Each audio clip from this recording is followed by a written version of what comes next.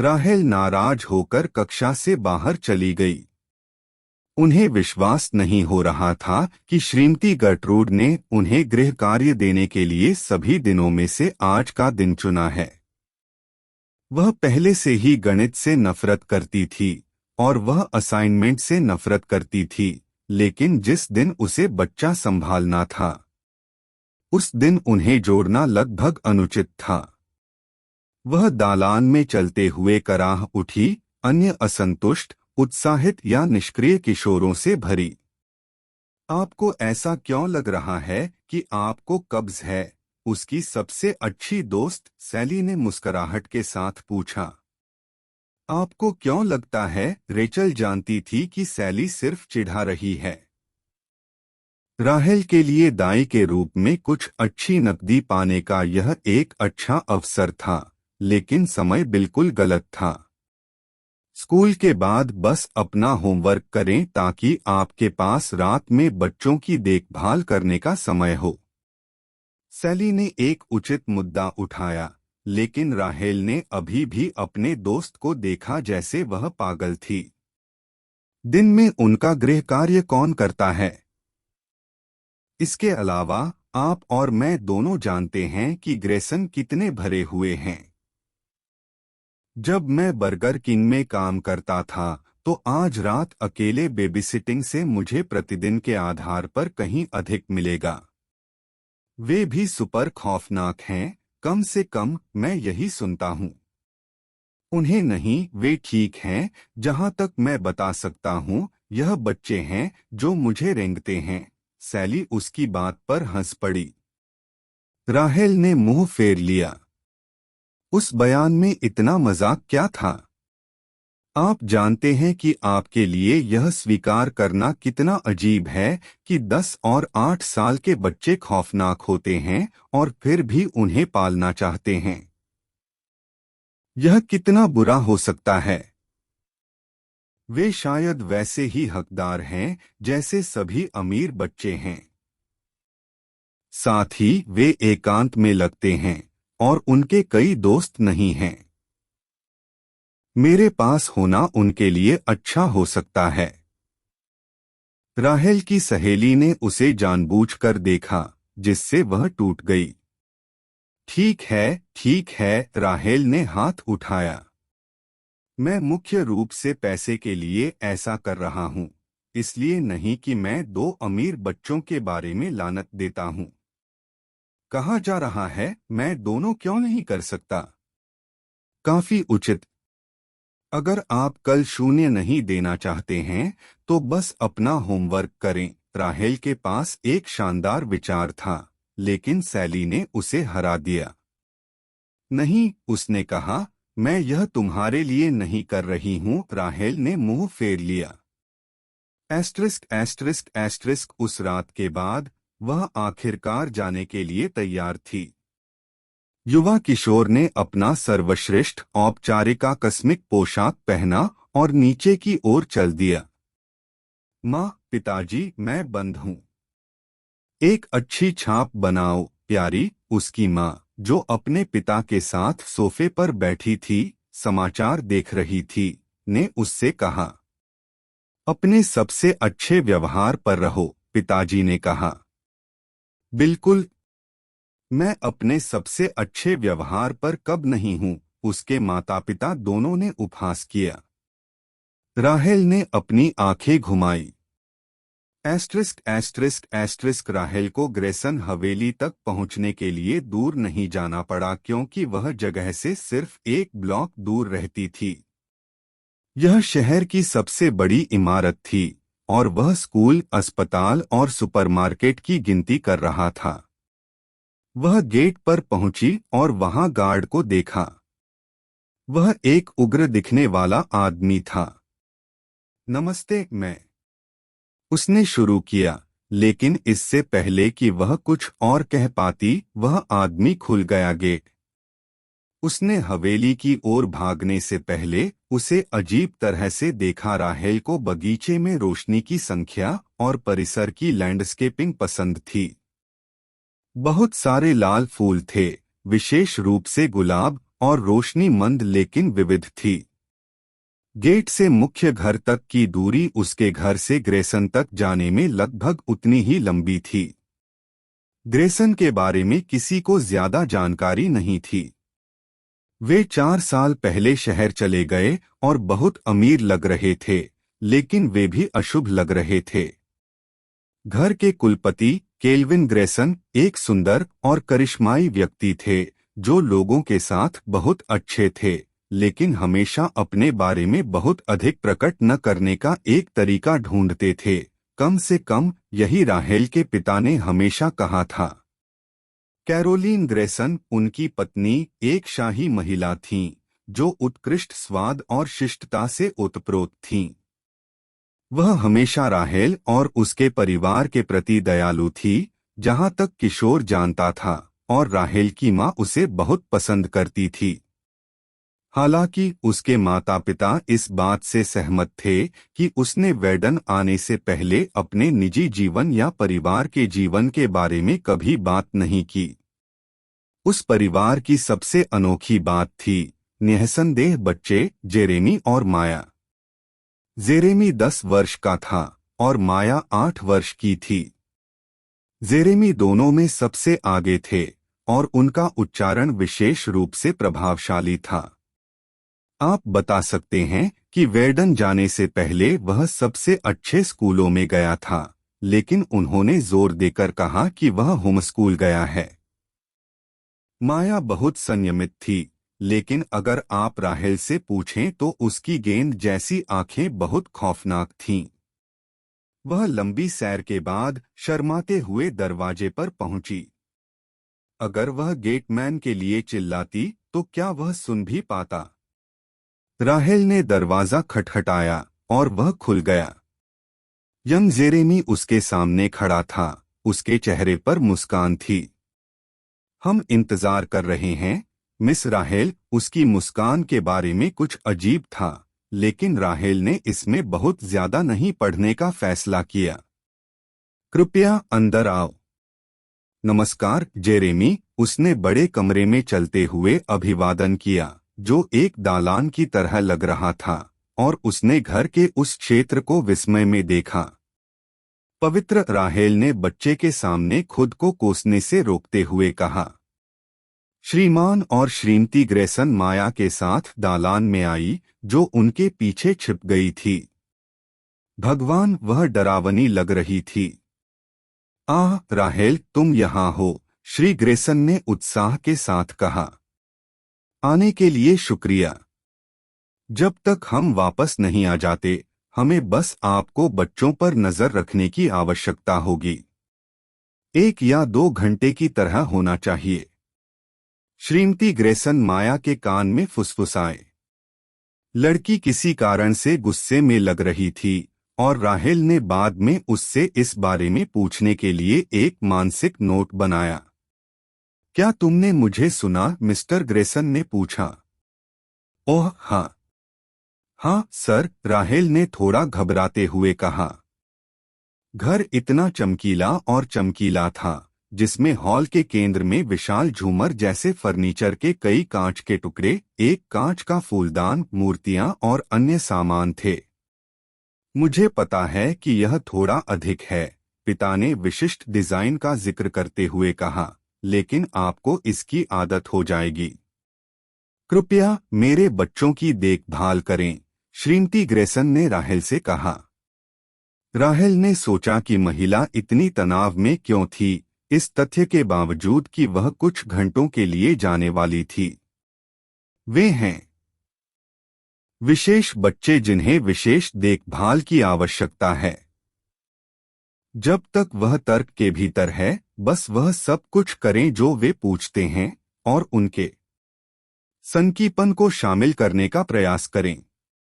उसने मुस्कुराने वाली महिला पर अजीब तरह से सिर हिलाया। ठीक है, हम चलेंगे। बेहतर होगा जल्द ही वापस आ जाओ पिताजी, जेरेमी ने एक अजीब सी मुस्कान के साथ कहा, जिससे उसके पिता की भौहें तन गईं। मिस्टर ग्रेसन ने अपनी पत्नी के गुजरने के लिए दरवाजा खोला। कुछ भी बेवकूफी मत करो, पिता ने चेतावनी दी। हालांकि उसे यह कठोर लगा। राहेल कुछ भी कहने वाली नहीं थी। यह उसके लिए कुछ अच्छी नकदी कमाने का मौका था और वह चाहती थी कि वे उसे फिर से बुलाएं। जरूर पिताजी, मैं कब तेरी आज्ञा का पालन नहीं करता। राहेल ने पिता और पुत्र के बीच कुछ तनाव महसूस किया और उसे खुद को याद दिलाना पड़ा कि यह उसका व्यवसाय नहीं था। एक अच्छी यात्रा है, श्रीमान और श्रीमती ग्रेसन, उसने कहा।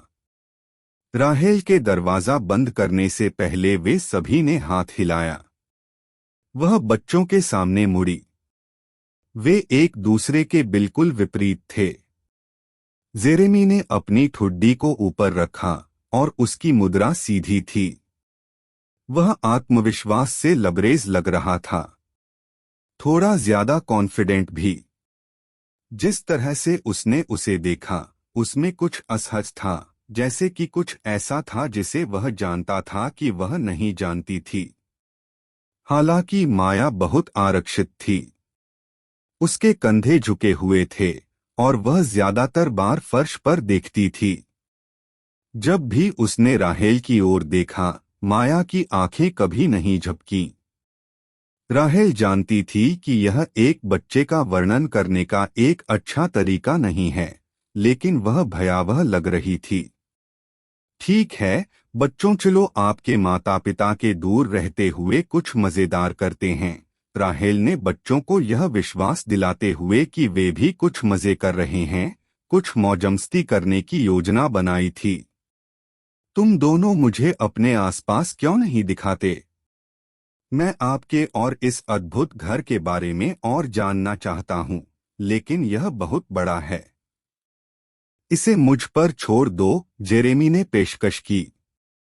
उसने उसका हाथ पकड़कर अपने साथ खींच लिया। व्रतीक्षा तुम्हारी बहन के बारे में क्या? उसने पूछताछ की, लेकिन माया ने उसे देखा और जेरेमी ने उसे खींच लिया। वह ठीक हो जाएगी, मुझ पर विश्वास करो। माया को अपने प्रयोग करने के लिए जगह चाहिए। प्रयोग? बस उसके बारे में। मैं आपको अपना कमरा दिखाता हूं। उसके बाद हम उस ग्रीन रूम की जांच करेंगे जहां सभी पौधे उगाए जाते हैं। फिर कला अध्ययन। जेरेमी अपनी उम्र के हिसाब से बहुत बूढ़ा लग रहा था। राहेल बच्चों को परेशान नहीं करना चाहती थी, इसलिए वह उसके साथ गई। वे पहले उसके कमरे में गए। यह एक बच्चे के कमरे जैसा लग रहा था, जो अपनी उम्र के हिसाब से बहुत बुद्धिमान था। उसने 10 साल के बच्चे के कमरे में जितनी उम्मीद की थी, उससे कहीं ज्यादा किताबें उसने देखीं। वाह, आपने पढ़ा? उसने कुछ किताबों के पन्ने पलटते हुए कहा। रुको, क्या? उसे कुछ पन्नों पर कुछ बहुत परेशान करने वाले चित्र मिले। वे क्या थे? यातना यंत्र? मध्य युग? जेरेमी ने राहेल के पीछे से उसे चौंकाते हुए कहा। उसने अपना सिर इधर-उधर घुमाया और देखा कि वह उसे एक खतरनाक चकाचौंध और मुस्कान के साथ घूर रहा है। उसने अपनी निगाह किताब की ओर मोड़ी और अपनी उंगलियां पन्ने पर घुमाईं। उनके पास उस समय सबसे अच्छा यातना उपकरण था।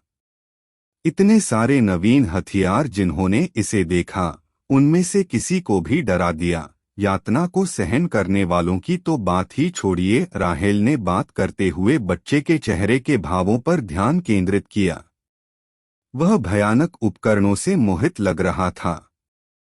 राहेल ने कहा, हमें माया के पास वापस जाना चाहिए। लड़के की प्रतिक्रिया से बातचीत में आए तनाव को कम करने की कोशिश कर रही थी। बात करते करते वह लगभग भूखा लग रहा था। यदि आप ऐसा कहते हैं, जेरेमी ने टिप्पणी की, लेकिन हमने अभी तक अपना दौरा समाप्त नहीं किया है। लेकिन मैंने कहा कि हम अभी तक समाप्त नहीं हुए हैं, जेरेमी ने अंतिम स्वर के साथ यह कहा। और उसने उसका हाथ लिया और उसे कमरे से बाहर ले गया और घर के चारों ओर बड़े भ्रमित हॉलवे के माध्यम से माया से ग्रीन रूम में मिलने के लिए, जहां वह कुछ जानवरों के साथ खेल रही थी। राहेल खून देखकर चौंक गई। क्या वह जीवित जानवरों के साथ प्रयोग कर रही थी? यह दिलचस्प है, राहेल ने एक उत्साही दृष्टिकोण लेने की कोशिश करते हुए कहा। माया को कुछ गहरी चीजों में दिलचस्पी है। मेरे माता पिता चिंतित हैं, लेकिन मुझे लगता है कि उसे तलाशने की अनुमति दी जानी चाहिए। हो, क्या ऐसा है? राहेल इस बार माता पिता की तरफ थी।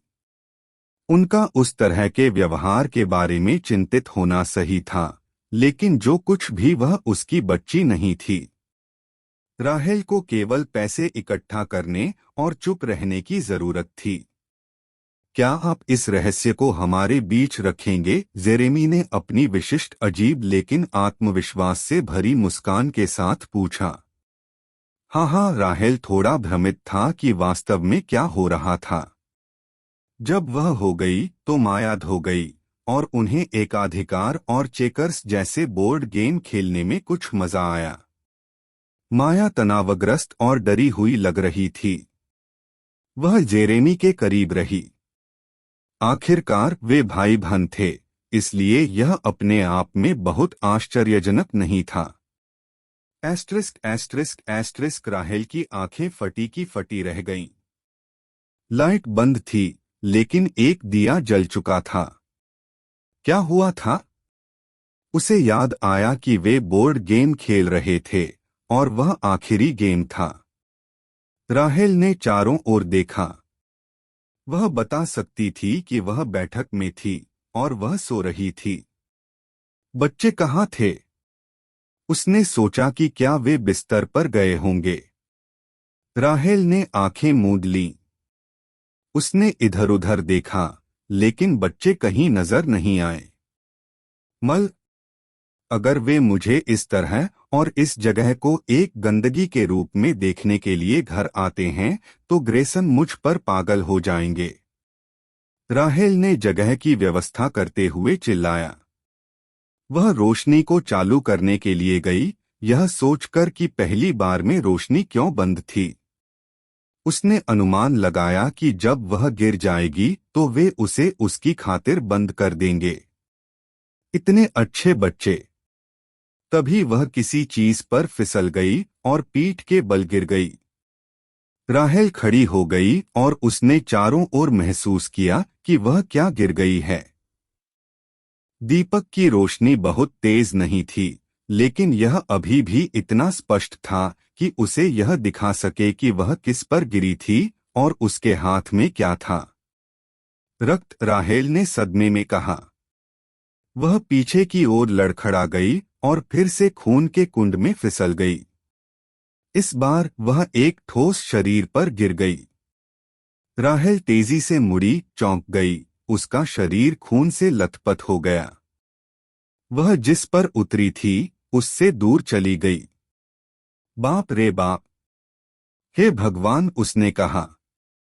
हे भगवान, उसे विश्वास नहीं हो रहा था कि वह क्या देख रही है। वह उठ खड़ी हुई और फौरन बत्तियां बुझा दी। Mister and missus Grayson. Oh god, वे वापस आ गए थे और वे मर चुके थे। Subscribe this channel for more interesting stories. Hot to comment soon. Stay tuned. Please like and comment.